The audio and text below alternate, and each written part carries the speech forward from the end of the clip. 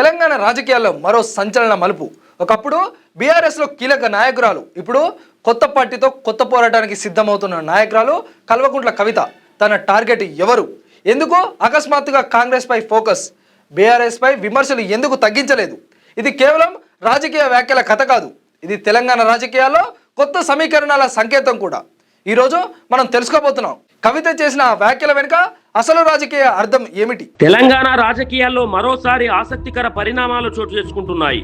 కల్వకుంట్ల కవిత తన కొత్త రాజకీయ ప్రయాణానికి సిద్ధమవుతున్న వేళ ఆమె చేసిన తాజా వ్యాఖ్యలు రాజకీయ వర్గాల్లో పెద్ద చర్చకు దారితీశాయి. ముఖ్యంగా ఆమె స్పష్టంగా చెప్పిన ఒక విషయం, నా టార్గెట్ ఇప్పుడు బీఆర్ఎస్ కాదు, కాంగ్రెస్ అనేది రాజకీయంగా పెద్ద సంకేతంగా భావిస్తున్నారు.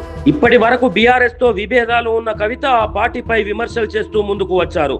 కానీ ఇప్పుడు ఆమె దృష్టి అధికార పార్టీ అయిన ఇండియన్ నేషనల్ కాంగ్రెస్ పైకి మళ్లించడం గమనార్హం. ఆమె అభిప్రాయం ప్రకారం ప్రజల సమస్యలకు సమాధానం చెప్పాల్సింది అధికారంలో ఉన్న పార్టీ. అందుకే కాంగ్రెస్ ను ప్రధానంగా లక్ష్యంగా చేసుకొని పోరాటం చేస్తున్నట్లు ఆమె వెల్లడించారు. అదే సమయంలో బీఆర్ఎస్ పైన ఆమె విమర్శలు ఆపలేదు. ముఖ్యంగా కేటీ రామారావు ప్రకటించిన పాదయాత్రపై కవిత ఘాటుగా స్పందించారు. 10 సంవత్సరాలు అధికారంలో ఉన్నప్పుడు ప్రజలను కలవని వారు ఇప్పుడు పాదయాత్ర అంటున్నారు అంటూ ఆమె ఎద్దేవా చేశారు. ఈ వ్యాఖ్యలు బీఆర్ఎస్ లోపలి రాజకీయ పరిస్థితులను కూడా బయట పెడుతున్నాయి. ఇంకా ఒక అడుగు ముందుకు వేసి మాజీ మంత్రి టి హరీష్ రావు పై కూడా కవిత తీవ్ర ఆరోపణలు చేశారు.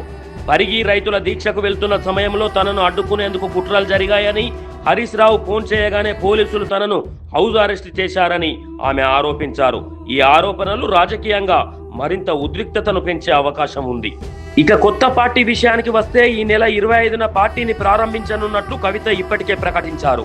ఈ పార్టీకి వివిధ వర్గాల మద్దతు లభిస్తున్నట్లు ఆమె తెలిపారు.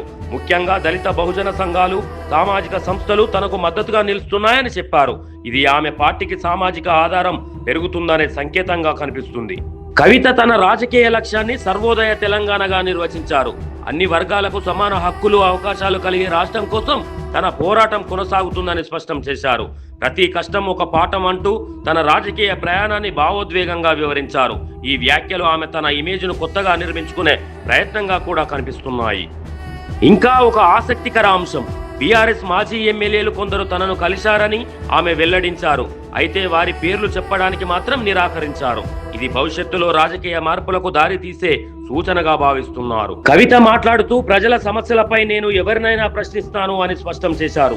అంటే ఆమె రాజకీయ పోరాటం ఒక పార్టీకి పరిమితం కాదని, సమస్యల ఆధారంగా అన్ని పార్టీలపై పోరాటం చేస్తానని సంకేతం ఇచ్చారు. ఇక కాశీ యాత్ర గురించి కూడా ఆమె ప్రస్తావించారు. పార్టీ ప్రారంభానికి ముందు కొన్ని ఆధ్యాత్మిక కార్యక్రమాలు నిర్వహించానని, తనకు ఎదురయ్యే అడ్డంకులను తొలగించుకోవడానికే ఈ నిర్ణయం తీసుకున్నానని తెలిపారు. ఇది రాజకీయాల్లో ఆధ్యాత్మికతను కలిపే ప్రయత్నంగా కూడా చూడవచ్చు. మొత్తం చూస్తే కవిత రాజకీయ ప్రయాణం ఇప్పుడు కొత్త దశలోకి అడుగు పెడుతుంది.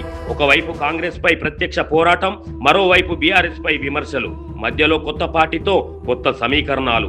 ఇవి అన్ని కలిపి తెలంగాణ రాజకీయాలను మరింత ఆసక్తికరంగా మారుస్తున్నాయి.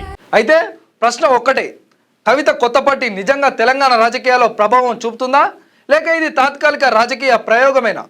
కాంగ్రెస్ పై పోరాటం, బీఆర్ఎస్ పై విమర్శలు, ప్రజల మద్దతు, ఇవి అన్నీ కలిపితేనే రాజకీయ విజయమా, లేదు తెలంగాణ రాజకీయాల్లో మరో కొత్త అధ్యయనం మొదలవుతుందా? అధికారులు మీ సమస్యలను పట్టించుకోవట్లేదా? నెలల తరబడి మిమ్మల్ని ఇబ్బంది పెడుతున్నారా? మీ సమస్యకు ఎవరు స్పందించడం లేదా? అయితే ఆలస్యం చేయకుండా వెంటనే క్యూన్యూస్ కు కాల్ చేయండి. సంప్రదించాల్సిన నెంబర్లు 8143001981. మీ తరపున మేం బాధ్యత తీసుకొని మీ సమస్యను అధికారుల దృష్టికి తీసుకెళ్తాం. పబ్లిక్ వాయిస్, సామాన్యుడి ప్రశ్నాస్త్రం, ప్రతి గురువారం ఉదయం 11 గంటలకు మీ క్యూన్యూస్ లో.